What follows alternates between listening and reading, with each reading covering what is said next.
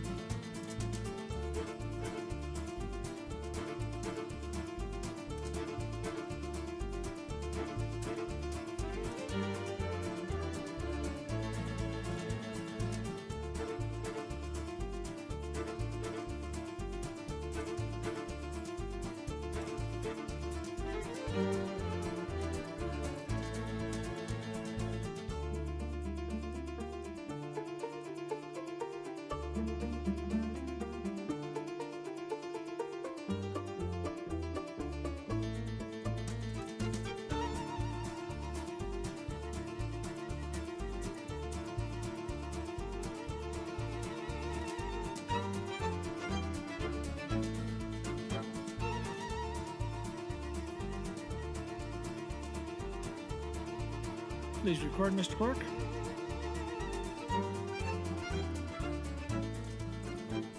I have a quorum present, Mr. President. Thank you. Do we have any items for the record?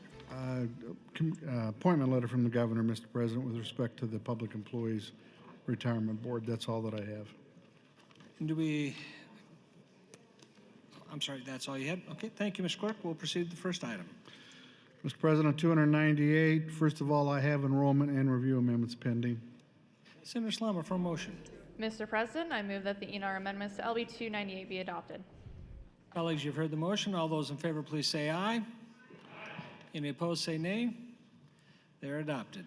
Senator Hickman would move to amend with AM 1748. Senator Hickelman, you're welcome to open on AM 1748. Thank you, Mr. President. This is a simple amendment, and surprise, surprise, it has to do with the Property Tax Relief Fund. It's obvious that this fund has grown from its beginnings of $115 million now to $275 million as the results that we had last week. One of the reasons I have always, or that I was told early on about the Property Tax Relief Fund that I didn't like, was that so much of this money goes out of state. And I've heard that as much as 40% of these dollars are shifted out of state to people who own the land that live out of state, or corporations who are out of state, and so forth. And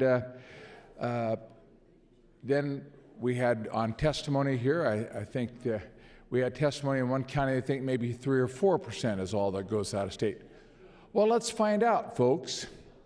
And so with this amendment, what this amendment does is it is asking the counties, when they get the money from the Property Tax Relief Fund, that they give us the amount of money, the percentage of that money that stays in state and that which is transferred out of state, and that they can use the addresses of the parcel of land for who's tenanting it to do it. That's the nature of this amendment. I have, Senator Linehan and I have talked about it. Senator Groney and I have talked about it. Senator Friesen and I have talked about it. Senator Stinner and I have talked about it. All have worked together and agree with it. We've taken it to the counties, to NACO, and they have agreed that this is a doable project. And so that's the nature of the amendment. Thank you. Thank you, Senator Hickelman. Senator Clements, you're recognized. Thank you, Mr. President. Well, I supported the reinstating the Property Tax Relief Fund, and I'm glad that we did that. And I haven't really had a chance to review this amendment. If it's just a reporting situation, I don't think I'll oppose that, but I wanted to remind the body that those people who are getting property tax relief also are paying property tax in. The relief is 10 or 15%, I suppose. They're paying 85 or 90%. They're paying into Nebraska. Also, if it's ag land that produces income and they're getting rent from it, I had a family member with an interest in our family farm, and they don't live in Nebraska, but their income from the farm is taxed by Nebraska income tax.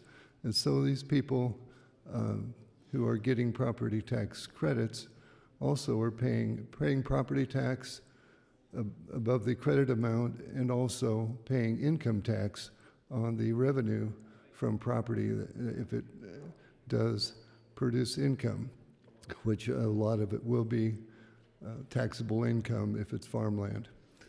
And so I just wanted to remind people that it isn't just going out, it's also coming into Nebraska from people out of state. Thank you, Mr. President. Thank you, Senator. Senator Chambers, you're recognized.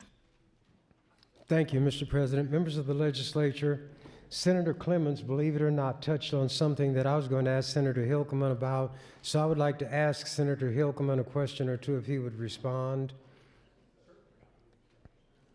Senator Hilkeman, would you please yield? Yes, I will.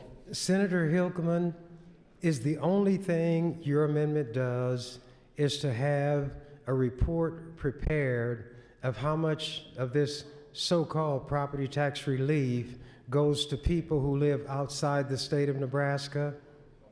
That is the purpose of this amendment, Senator.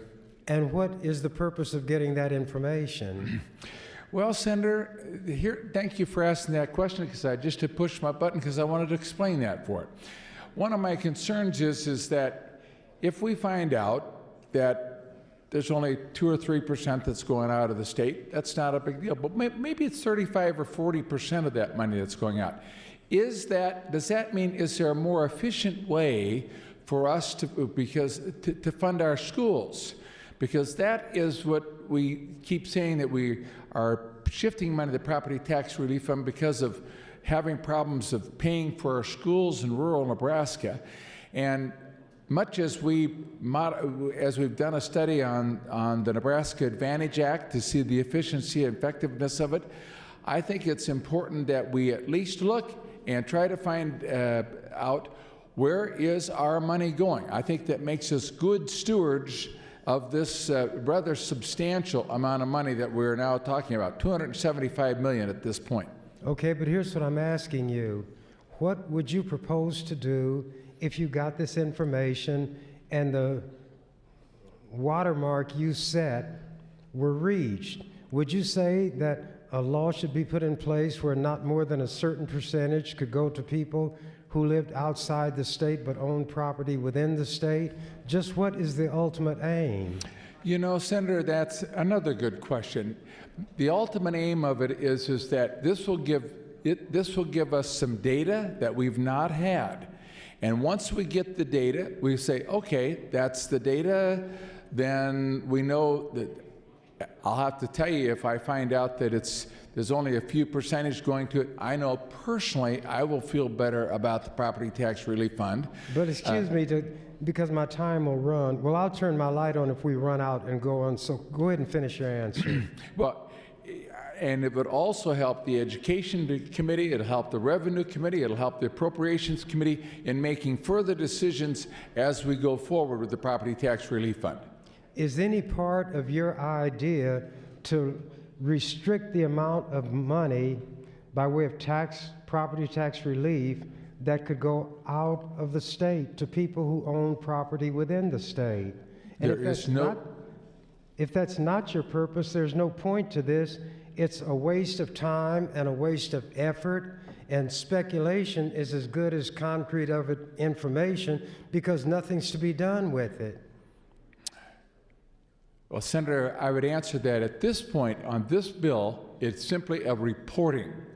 And possibly from the reporting, we can then, once we have the data, then maybe we can decide that we do want to study this further, and maybe we need to take some other actions. That's just what I'm asking for, Senator. And I'll make any comments I want to make when I'm recognized. That's all for now. Thank you, Mr. President. Thank you, Senator Chambers and Hilkelman. Senator Erdman, you're recognized. Thank you, Mr. Speaker. Good afternoon. Senator Chambers, you're on the exact same wavelength that I was on. What does this do? All right, when you get that information and you gather it up and you find out it's 6% or it's 8%, then what do? All right, call up your treasurer. Their numbers are listed in the book. Call your treasurer and ask them how much of this goes to out-of-state people.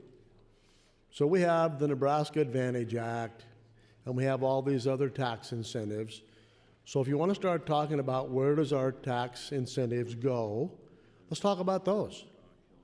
We give millions to ConAgra to keep them here, and they're gone.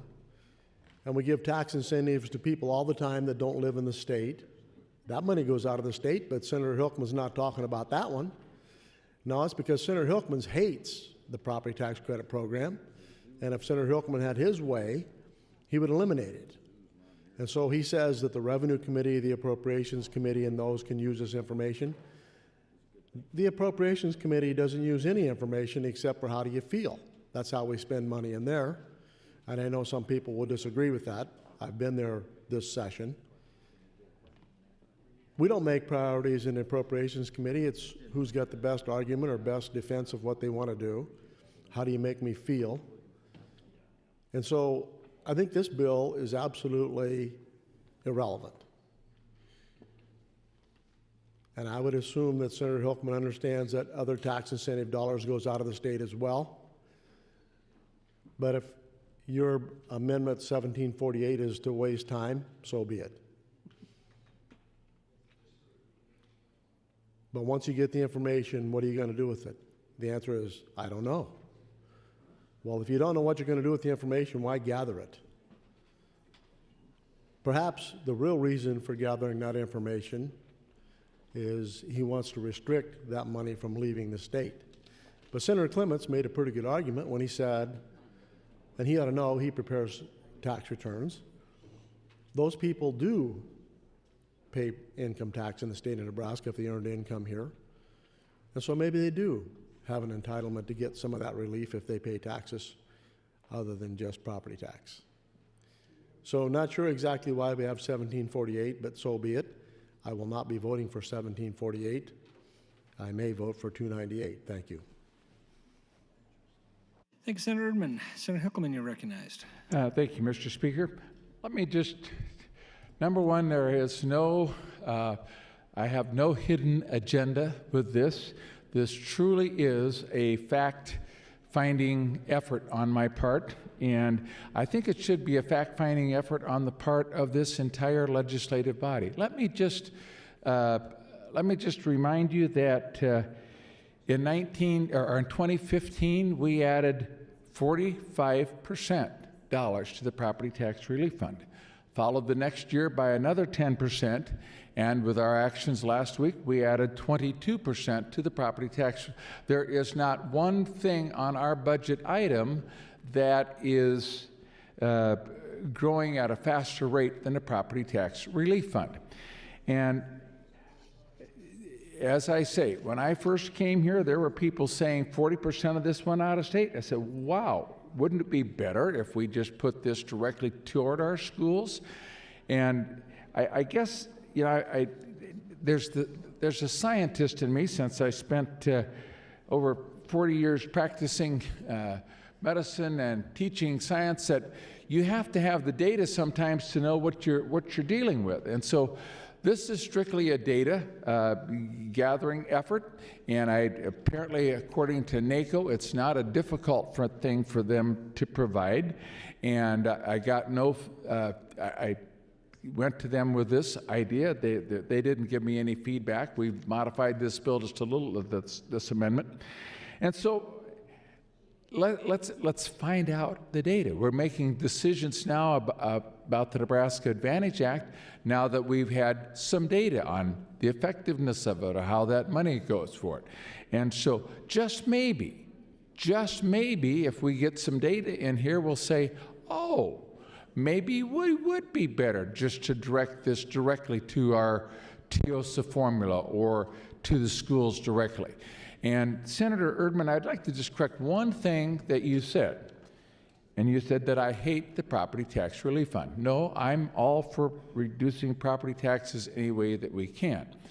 But I'd like us to get down to why the property tax are as high as they are, and let's address the issue of the property tax. And that's why I'm hopeful that the Revenue Committee and with the work of the Education Committee, that they can come up with some solutions to the high property tax, and so that we can work with it.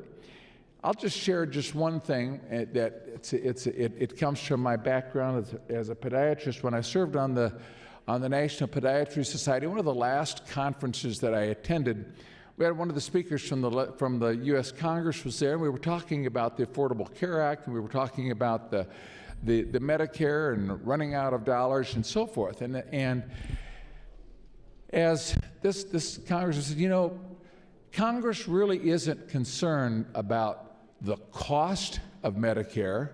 They're only concerned about having enough money come in to pay for the Medicare. Well, I think that's what we need to do here. In other words, when we put more money in the property tax relief fund, we're helping pay for those property taxes. But maybe there's things that we could do to keep those property taxes down. And this is just giving us one tool. And so that's the purpose of it. I thought about maybe we do an interim study. Let's follow it that way. But what's an interim study do? They're going to get to say, well, we don't know exactly what's going to happen. So I said, I'll do my own interim study. Let's start off with this particular amendment. If we find out that the data is of some value, but not of a whole lot of value, maybe it can be modified. And I also would say that if we get this data and we find out it's pretty much worthless, and this is certainly something that we can drop out of this very easily as we're going forward. So no alternative, no anything of that sort. Simply, I think we need to do our due diligence as members of this body. Let's find out how this money is being spent. Thank you, Mr. Speaker. Thank you, Senator Hickleman. Senator Hughes, you're recognized. Thank you, Mr. President. Good afternoon, colleagues. I was wondering if Senator Hickleman would yield to some questions. Senator Hickleman, would you yield, please? Yes, I will. Thank you, Senator Hickleman. So you've not made any secret of your heartburn for the Property Tax Credit Relief Fund in the past. So if the amount of money that we were spending for economic development through the Nebraska Advantage Act, if that were a line item in the budget, would that also cause you as much heartburn? It does create some heartburn for me. I have to tell you that. Yes, it does. Okay.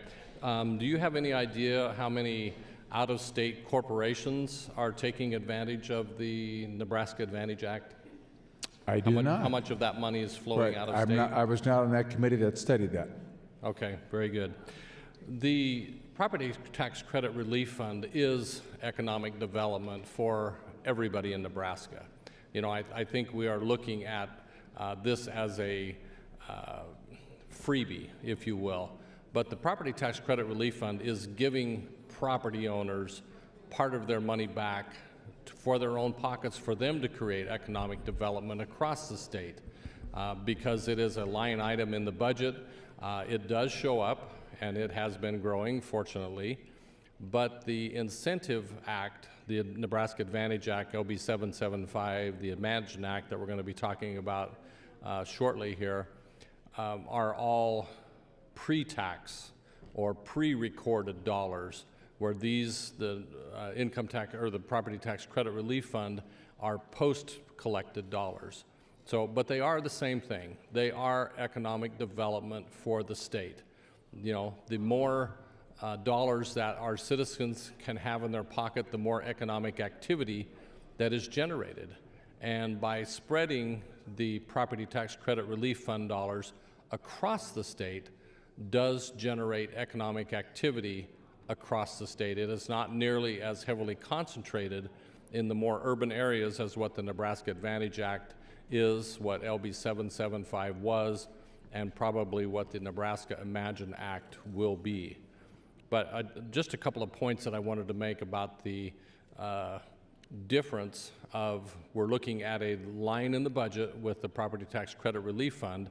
We do not see that line in the budget with the billions, and I do mean with a B, billions of incentive that are given to corporations that legally meet those requirements.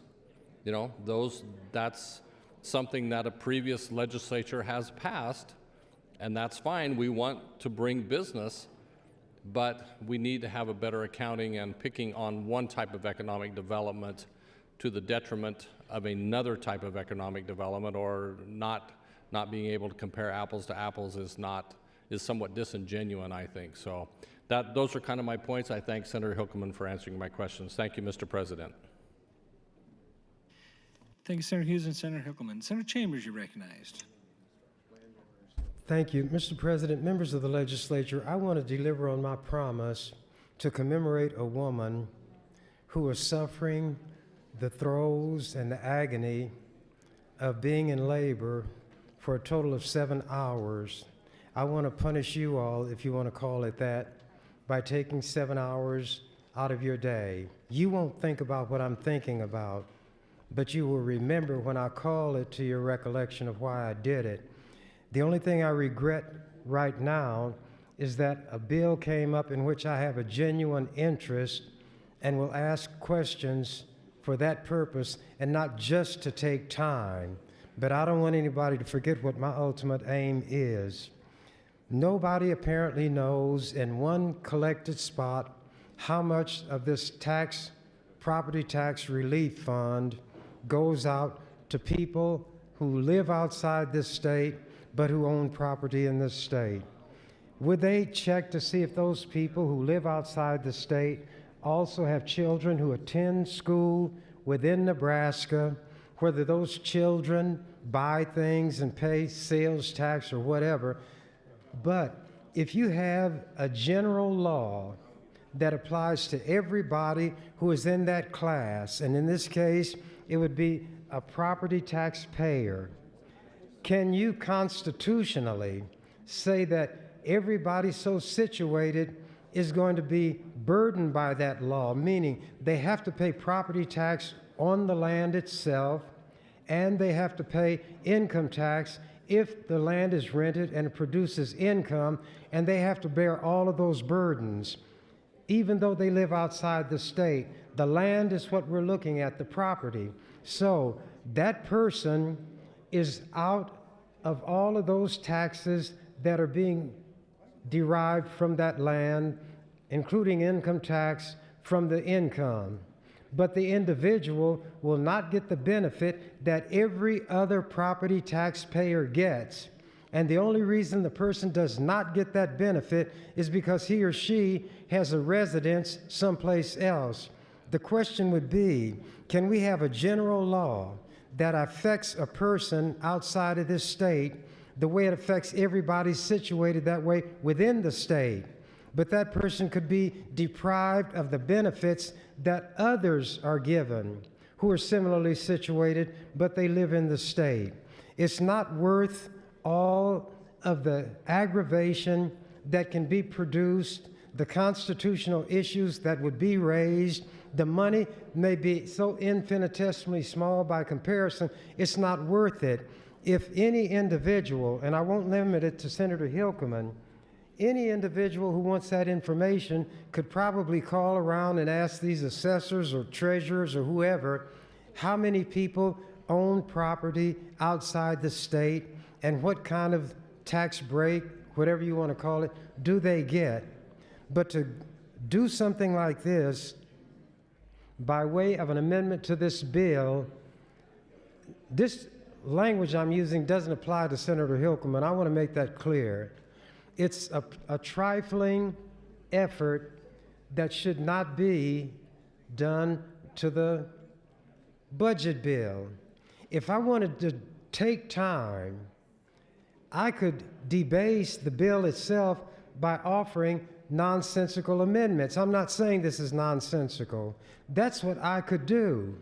But I don't want to affect the integrity of any of these bills. If I disagree with something in it, I will take some time talking about that disagreement. At this particular point, I'm suggesting that for the integrity of our legislating process, this bill should not carry that amendment. There is no valid purpose for it. If Senator Hilkeman has curiosity, there's a way to solve it. This does not affect what anybody gets or pays as far as taxes. It doesn't do anything. I don't know if it'll cost something. Maybe the people who would have to gather this information would gather it anyway. But since we have conservatives who want to reduce the size of government, putting on these people a burden to do something that has no value is something conservatives should not want to see. And I hate that property tax, whatever it is called. Time, Senator. Thank you, Mr. President. Thank you, Senator Chambers. Senator Brony, you're recognized. Thank you, Mr. President.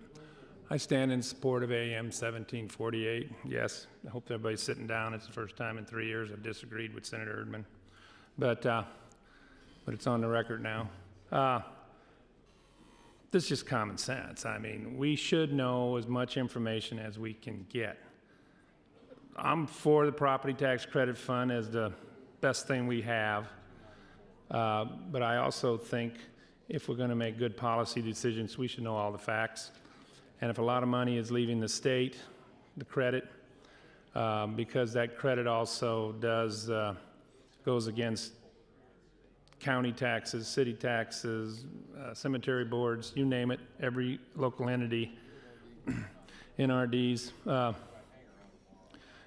and it's tax dollars. It's income and sales taxes.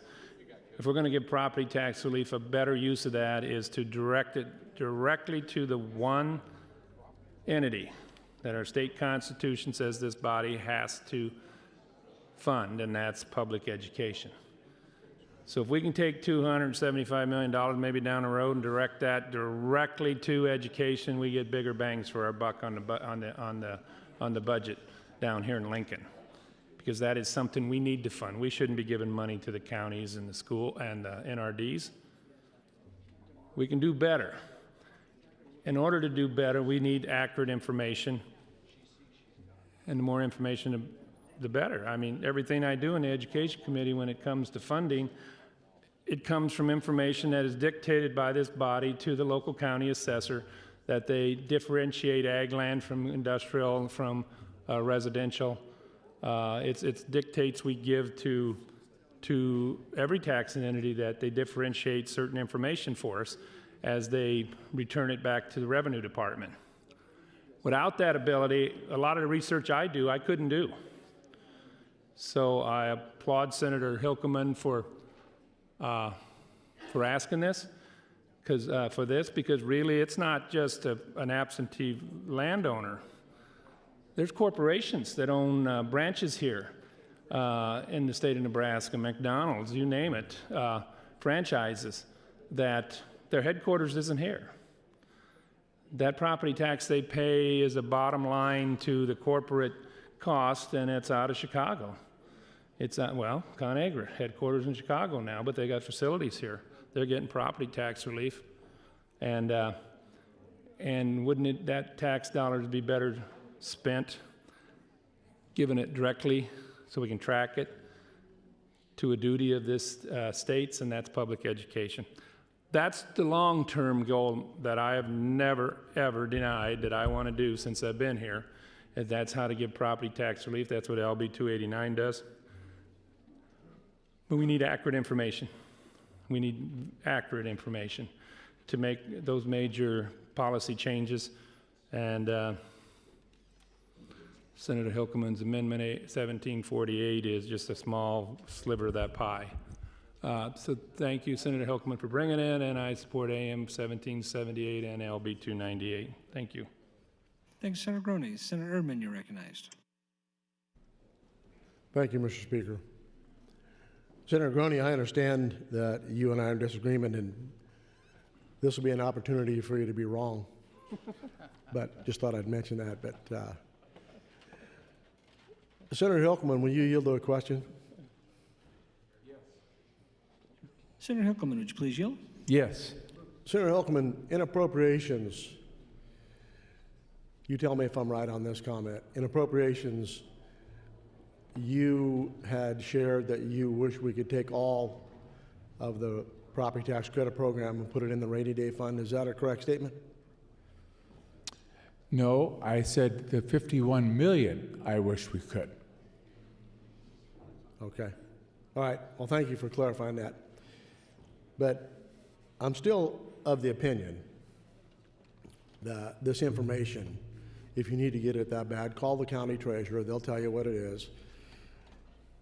And so if you have a corporation and you have residents that live outside the state and they mail this rebate to the Nebraska address, how are you going to track, how will you track where that money goes to those other members who in the corporation live outside the state? You won't be able to. So we're trying to catch the wind here, or whatever you want to call it, sleight of hand, smoke and mirrors, you name it. I don't think this amendment has any information gathered that'll be helpful to anyone. Because once we get the information, if it's 17% or 12%, whatever the number is, so be it. That's what it is. So what are you going to do with the information? No one has said that. Well, we think the Revenue Committee can use it, the Appropriations Committee can use it, or whomever can use it. We do this all the time. We pass statutes and change laws because that's the way we feel. We think it's a good idea. But in the end, what does it do? Not much. And so I would hope that you could vote with Senator Chambers and I on this one and be read. Thank you. Thank you, Senator Erdman. Senator Clements would like to welcome 54th graders from Springfield Elementary in Springfield, Nebraska. They are in the south balcony, or north balcony, excuse me. Would you please stand and be recognized by the Nebraska Legislature?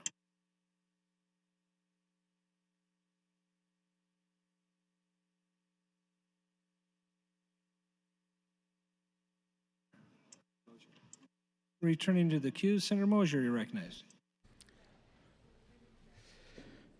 Good afternoon, colleagues. This particular amendment, I think, is more information than we should be requiring. I think it's going to be more difficult than you would think. I don't think we're going to be able to do anything useful with the information other than that it may support some prejudices that some of us have about out-of-state landowners in Nebraska. Properties can be held as just a single owner. You can have joint tenancy, you can have trusts, you can have corporations that can own land. It would be difficult to accurately reflect how many owners live outside the state of Nebraska. What if there are some family members that live in Nebraska and some family members that live outside Nebraska and they own property as joint tenants? How are you going to decide then whether that landowner lives in the state or out of the state? I think it's information we don't need, and even if we knew it, we don't know what we're going to do with it. Senator Chambers is suggesting that it's not constitutional to treat out-of-state landowners differently on taxation than in-state landowners, and Senator Chambers on things like this is usually right. Maybe he'll object to that. Maybe he thinks he's always right. I'm not sure, but I just think it's information that we don't need to gather. Just to take this and flip it the other way, what if I were to get up and say, I think that, or make an amendment that would suggest that we figure out how many farmers who pay taxes, property taxes, actually have kids in school, and what would we do with that information? I think that would be just as prejudicial of information as what landowners are in or out of Nebraska. I think that this particular amendment is a requirement that creates more work, it does no good, and I think all it does is confuse the situation. Thank you. Thank you, Senator Mosier. Senator Chambers, you're recognized, and this is your third time at the mic. Thank you. Mr. President, members of the legislature, I just had it confirmed to me, which I wasn't aware had been done in an Attorney General's opinion. You cannot treat out-of-state property owners when it comes to taxation differently from the way you treat those in-state. It is unconstitutional. That was in an Attorney General's opinion. I was just going by what seems logical and reasonable to me based on the meager legal training I had in getting my law degree from Creighton, from reading an occasional case by the Supreme Court, and then just using logic. I tell you all, and you don't pay attention, but I'm saying it for the record, I am concerned about the dignity and integrity of this legislature and how we legislate. If you're going to be like Senator Groney and you have an obsession with the term property tax, that's his shibboleth, everything, property tax, property tax, property tax. Go on and follow him. Here, follow him. But think how silly that is, every issue that comes up. Now, there are places in this state, in Omaha, where the average value of a house may be $50,000 and some lower. Not everybody has much money. You know how much they get from that fund? $17. I looked at the menu at McDonald's today, and they have one of those little dinners where you get a fish sandwich, and a French fry, and a smoothie or something like that, and a Big Mac. That would be $15.37. So you take this property tax relief, as it's called, and you go to McDonald's, and if you get 2 orders of French fries, your property tax relief won't buy you a McDonald's dinner. And that's what these people are yakking about like Senator Groney. It is a rural-urban split. The value in that fund goes to the farmers in outstate Nebraska, and you city people are silly enough to give it to them. Then if something pertains to the city, you're going to let them talk you out of it and frighten you away from it. It is a rural-urban split. Who do you think you're making friends with when you send all that money out there?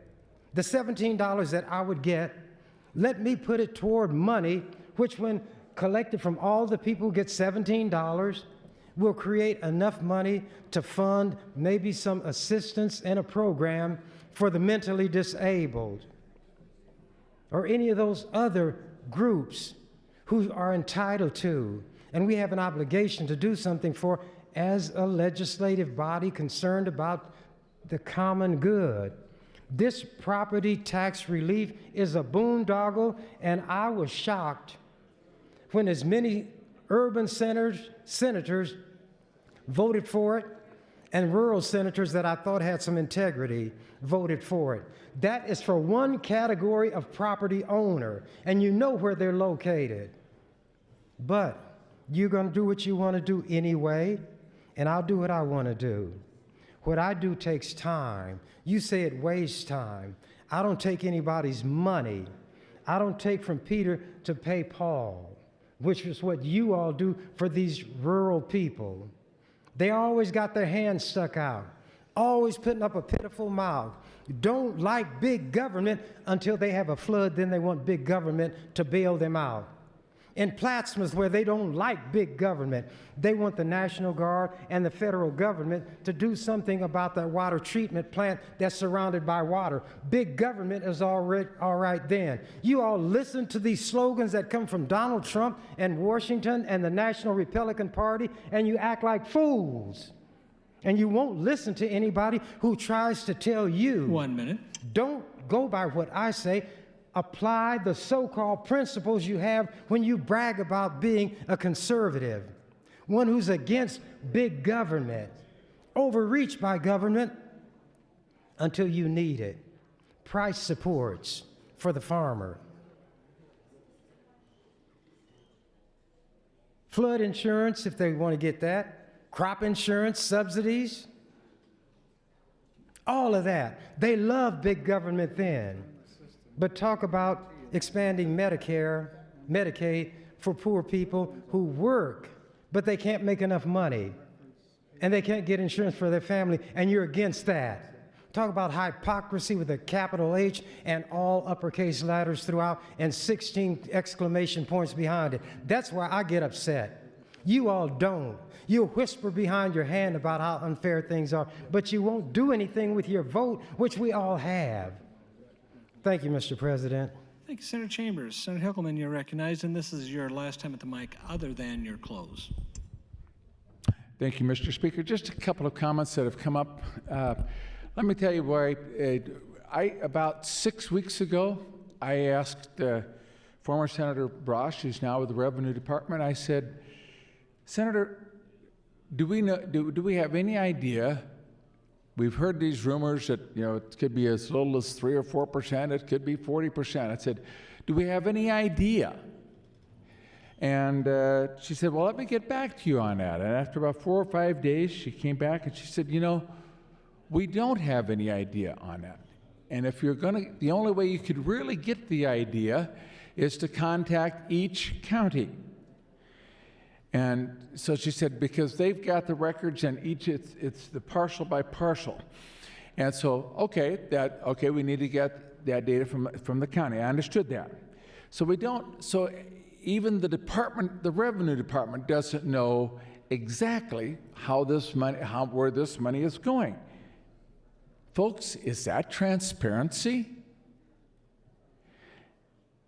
If you'll remember, 2 years ago, when the governor brought forth his plan for property tax relief, remember, he actually had in his budget that we would not be to separate it. And that's when we found out that the constitutionality. I would totally agree with what has been said here, that if we were doing this data so that we won't give any money to the property tax relief fund to people who are out of state, that would be unconstitutional, and that is not what this bill is about. This bill, and I will be the first to admit, it is not going to give us exacting type of data. I would, if I were doing it, I would partial it down to a lot more. That's probably going too far into the weeds, and the question is, why would we do it? I've been understood that this is not a huge issue for the counties to produce this report. But if we don't have accurate information or some information, how do we make better and improved decisions? I know the people in my district that come to my coffee and conversations, they want transparency in government. They appreciate the fact that I'm available in my district and come every second or third Saturday of the month, and they can talk and ask me questions. They don't want to know what's going on. And you know, I guess there's this whole thing to me that I love Nebraska. And I've lived here all my life, other than my years going to podiatry school and residency training. I want to put Nebraskans first. And so maybe if we find out some of this data, and we'll say, how do we modify the property tax relief fund? Or how do we modify our education, our school funding, that we can be even more efficient with these tax dollars? This is all about being more efficient with the dollars that we're using. This fund has grown, it is growing, and it will continue to grow. I am absolutely convinced. As I mentioned last week, one of my colleagues said he hopes it gets to $1 billion. And maybe it will get to $1 billion. 1 minute. So that's what this is about. I have no secret, hidden agenda. This is collecting data. I don't think it's not cumbersome type data. I think it's data that could be valuable to the Revenue Department, and it'll certainly be available, I think, valuable information to us as we go forward in continuing to work with the Property Tax Relief Fund and making it the most efficient way to provide property tax relief. Plus, we need to continue to fund our public education. And so, no hidden agendas. Let's just put Nebraskans first. Let's be transparent. Let's find out indeed where this money is going, if we can find out with this amendment. Thank you. Thank you, Senator Hilkeman. Senator Breezy, you're recognized. Thank you, Mr. President. Good afternoon, colleagues. I rise today to comment on AM 1748. I heard someone suggest a little bit ago, or kind of belittle the effectiveness and the significance of the property tax credit. And I guess that's why I'm arguing that we need to put more dollars into it. We need to increase the property tax credit fund to make it more meaningful and substantial relief. Property tax credit fund, in my view, it's fair, effective, it's easy to understand. You know, it's been working to deliver property tax relief to Nebraskans for over a decade. And it delivers that property tax relief to all Nebraskans. Really, I believe it's one of our best tools for property tax relief. And there is some concern here, obviously, from this amendment, or from Senator Hilkeman here, about the amount of the credits that are going to out-of-state recipients, going to non-residents. And we have to remember that any tax relief goes to non-residents. Any sales tax relief, you lower the sales tax rate, give sales tax relief, a bunch of that's going to non-residents. I think Open Skies suggests 20% of sales taxes are paid by non-residents. So you give sales tax relief, perhaps 20% of that's going to non-residents. Any property tax relief you give, regardless of how you do it, is going to go to some of it's going to go to non-residents. Again, my assessor told me a year or two ago that 4% of the statements up in Boone County go to non-residents, go out of state. And so could make the argument that there perhaps 4% of the property tax credit fund relief goes to non-residents. I think it's probably more than that, but it's somewhat higher than that, but who knows? We're really speculating about that. And I think we always owe it to the taxpayers to know what we're talking about, know what we're doing here, and to have good data, especially when we're talking about tax dollars. And so I told Senator Hilkeman here last week that yes, I do support this idea, I do support this concept. Because I indicated my support, I'm going to go ahead and vote for this. However, I do think it's perhaps better suited to an interim study to look into it and bring some legislation next year. With that said, I will support it, but would prefer to have it addressed in other means. Thank you, Mr. President. Thank you, Senator Breezy. Seeing no one wishing to speak, Senator Hilkeman, you're welcome to close on AM 1748. Thank you, Senator Breezy, for your comments, and Senator Groney and those who've spoken on this. Once again, this is it's a simple bill. The counties believe that they can do this relatively simply, that they've got that data, particularly using just the zip codes from which they're going to be working from. It's transparency, folks. Let's find out. And maybe this will open up new ideas for us, but we won't know what we don't know until we ask the question.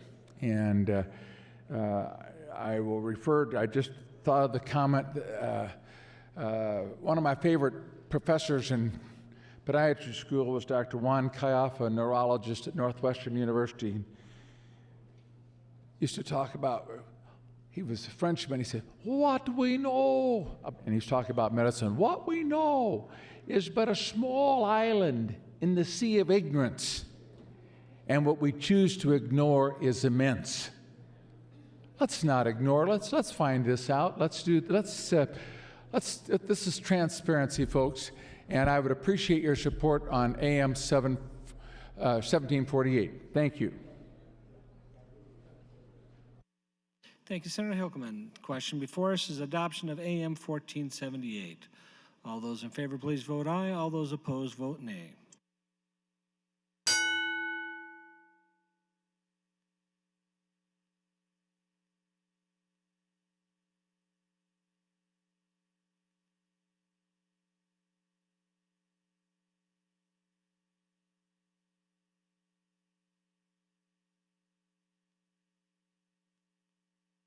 There's been a request for a call to the House. All those in favor, please vote aye. All those opposed, vote nay. Please record. 17 ayes, 6 nays to place the House under call.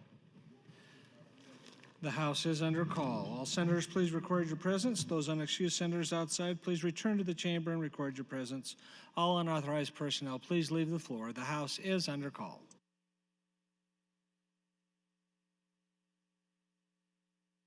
Senator Vargas, could you check in, please?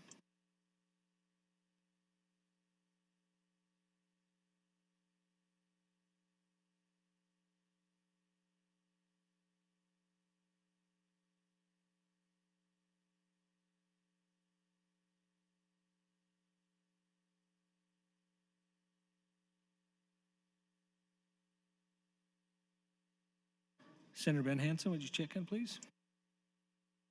Senator Groney, would you check in, please? Senator Klosky, would you check in?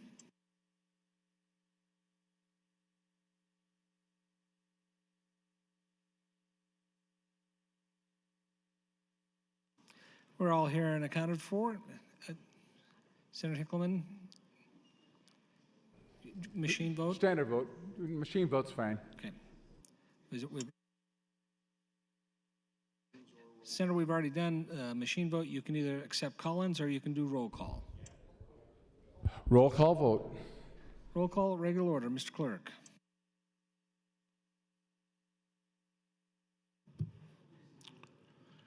Senator Albright. Voting no, Sir Arch. Not voting, Sir Blood. Not voting, Sir Bowles. Voting yes, Sir Bostelman. Voting no, Sir Brandt. Voting no, Sir Brewer. Voting no, Sir Breesy. Voting yes, Sir Kavanaugh. Not voting, Sir Chambers. Voting no, Sir Clements. Was that a no, Senator? No? Thank you.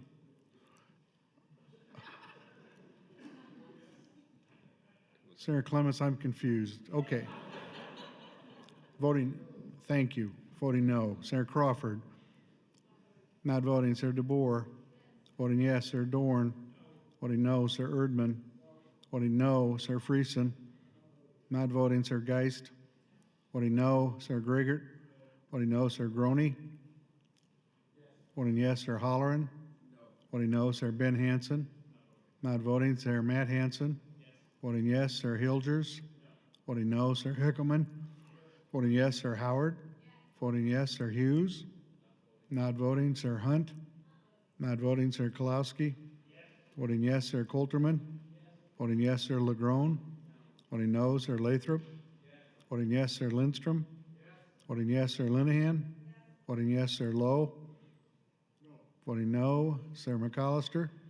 Voting yes, Sir McDonald. Voting yes, Sir Moorfeld. Voting yes, Sir Moser. Voting no, Sir Merman. Voting no, Sir Pansy Brooks. Voting yes, Sir Quick. Voting yes, Sir Shear. Voting yes, Sir Slama. Voting no, Sir Stinner. Voting yes, Sir Vargas. Voting yes, Sir Walls. Voting yes, Sir Wayne. Voting yes, Sir Williams. Voting yes, Sir Wishart.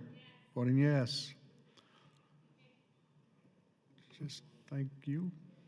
Senator Kavanaugh. Senator Kavanaugh voting yes.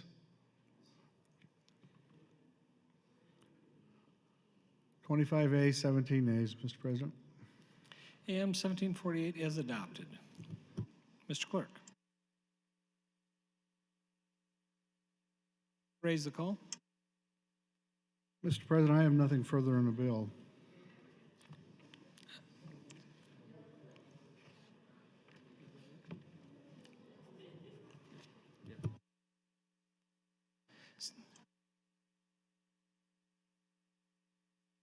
Senator Chambers, you're recognized. Thank you. Mr. President, there's something going on here other than the quality of legislating we're doing. I'm going to deal the way I think we're dealing this afternoon. These bills are not being taken seriously. When I was taking my time this morning, just to take time, I didn't throw amendments up to the bill. I used motions so that I could take the time. That last vote, and some of the people I ordinarily vote with, was silly. It was silly, and it demeaned what we're doing with these bills. You're asking for information that you're not going to do anything with. If all you were was curious, don't deal with a budget bill. Why not put up a resolution for a study? That doesn't hurt anything. And whoever is the staff member for the committee, if you want to do it that way, let that person call around to these counties and get the information. This, when I say it demeans our process, it's not going to take away the legislature's authority. It does not mean the legislature cannot be as stupid as it wants to be. Supreme Courts have said when they rule on certain bills, we cannot talk about the reasonableness of it, the wisdom of it. We just look at what the legislature did, and if it falls within what the legislature can do, then it will pass constitutional muster. If there is no other constitutional involved, that will nullify it. And they try to give signals to the legislature that you've got something in this law that you have the power to do, but it is not wise. We've had those kind of statements made in Supreme Court opinions, and senators have used that to bring amendments to the particular law that was under discussion, and they would argue that the court was trying to give us direction as a legislature because the change has to be by a legislature. It cannot be done by the court. The court cannot strike down a piece of legislation just because it's stupid. Legislatures are expected to be stupid. Look at the kind of people who sit here. Look what it takes to get them to vote a certain way. There's no thought. There's no consideration. What is being transparent about this? Telling you what I told you. You cannot constitutionally treat taxpayers out of the state differently from the way you do taxpayers in this state when it comes to that taxpayer relief tax, property tax relief. You already know that. If the information comes, who that casts a vote for that is going to read it? Not one of you. Not one of you. There are many bills we vote for. I've done it. And we don't read every word in the bill. But at least it is a bill of substance. This information has no purpose, and you were told that by the one who brought it. There's nothing to be done with the information. Nothing. There's to be no legislation. Then why does the legislature do it? I know why you did it. Because I don't like it.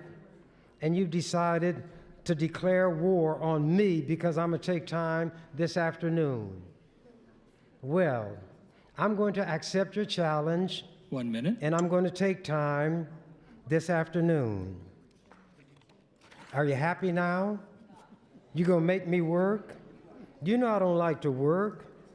You know the thing I hate more than anything else is standing up on this floor and arguing this legislation.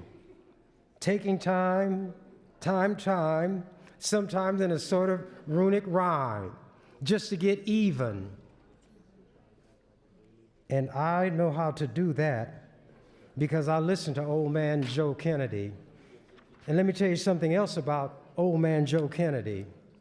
When the Nazis were killing Jews, little Jews, baby Jews, and somebody said, you give us some trucks and we will trade you Jews for trucks, and Joseph Kennedy, who was an ambassador, said, no deal. No deal. Kill them, but you won't get our trucks. Time, That's, Senator. Thank you, Mr. President. Thank you, Senator Chambers. Senator Mosier, you're recognized. Good afternoon, colleagues. I think part of what Senator Chambers said is I agree with. I think it was below the standards of what the legislature should be legislating. It's information based on a zip code. It's not going to tell you who really owns the property or not. It's not going to be accurate. We don't know what we're going to do with it. It was an amendment made to make a point by someone who's against, I think, the Property Tax Relief Fund. I mean, you can say you're for the Property Tax Relief Fund, but then you do something that calls into question where those property relief funds go. I think if it looks like a duck, it quacks like a duck, it walks like a duck, it's a duck. And I do object to one thing Senator Chambers said. I don't think it was because he was against it. I think this is where I agree with Senator Chambers in that this was a frivolous amendment. It's not something that should be in state statute.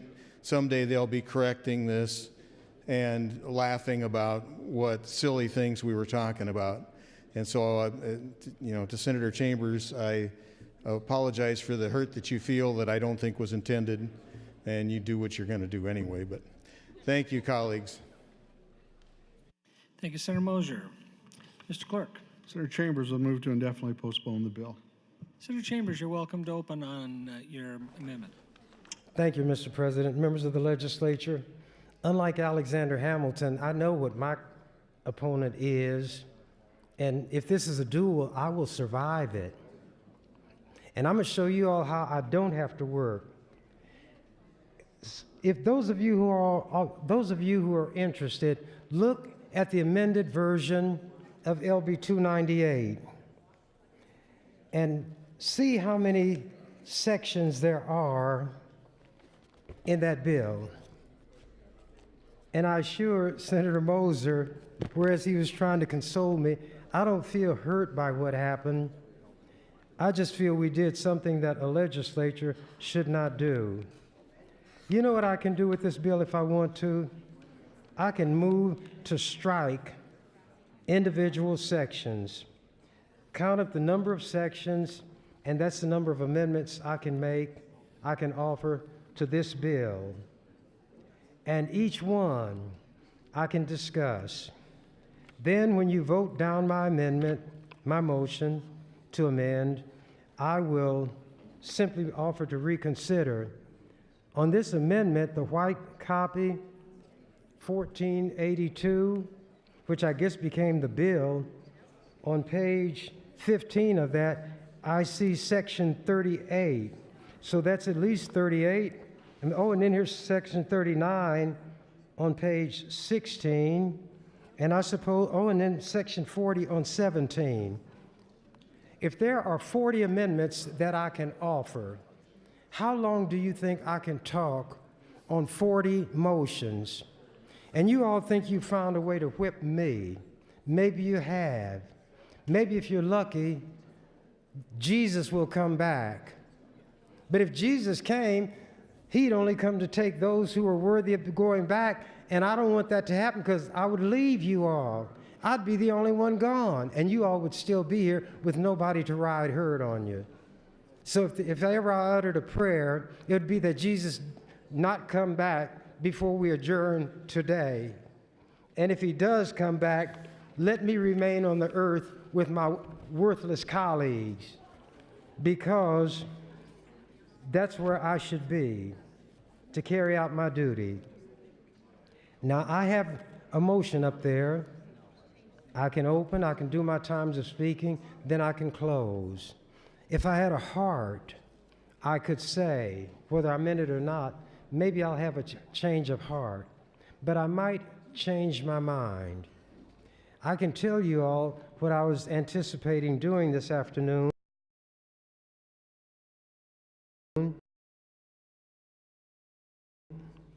Because that's out the window. I wasn't going to tell you, I would just do it. I did not have a motion on LB 298, not one. Senator Hilkeman offered his amendment. I thought it was for the purpose of discussion.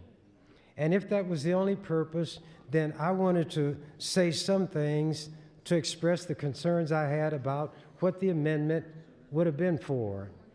Then he said that it was not for the purpose of bringing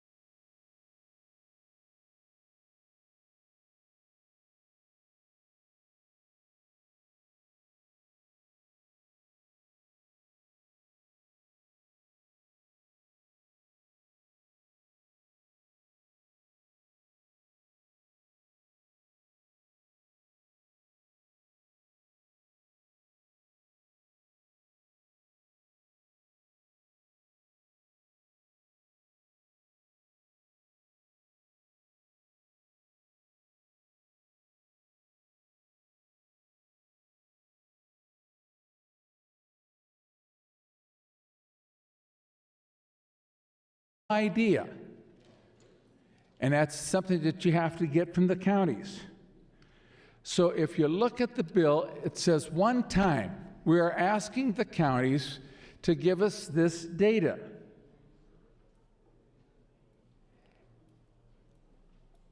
Is this asking too much? What I keep hearing around this body all the time is transparency, transparency, transparency. Well, this is transparency. I have had constituents at my coffee and conversations actually ask me this question: how much of that money is going out of state? And I say, we don't know. We've had estimates of a few percent to maybe as much as 40%. Who owns the land in the state? We don't know. So this is a way to do a very simple, and I went to the counties and I asked, is there a simple way that this can be collected? And this was the idea that they came up with. Is this as extensive and exhaustive of information that I would like to have? Probably not. But it's a good way to begin. Now, we could set up an interim study here, I guess, and we could involve 8 or 9 senators, and we could have them come together once or twice during the course of the summer. And I have a feeling, and we could get there, they'll say, well, we really don't know, this is the sort of data that we'd like, but we really don't know until we ask the counties that data. So all this bill is doing is asking one time the data from the counties, which they say they can provide. They certainly did not, I'm not sure any of them did any cartwheels on this thing. 1 minute. But they did not. So at either rate, it'll give us a snapshot of what this is all about. And it will make us more, give us one more set of data, more information, so that maybe we can make even better policy when it comes to property taxes and funding our public schools. That's it. That's really, I would ask you not to vote for the motion to reconsider. I appreciated the support we have. Let's find out the data, and then we can go from there. Thank you very much, Mr. Speaker. Thank you, Senator Hickelman. Seeing no others wishing to speak, Senator Mosier, you're welcome to close. Thank you, Mr. President. Well, back to why I think that this change to this bill was not a good decision. Sending this information about what zip codes the tax bill goes to is not going to tell you specifically who owns the property. It's going to go to ag property owners. It's going to go to residential property owners, all property owners.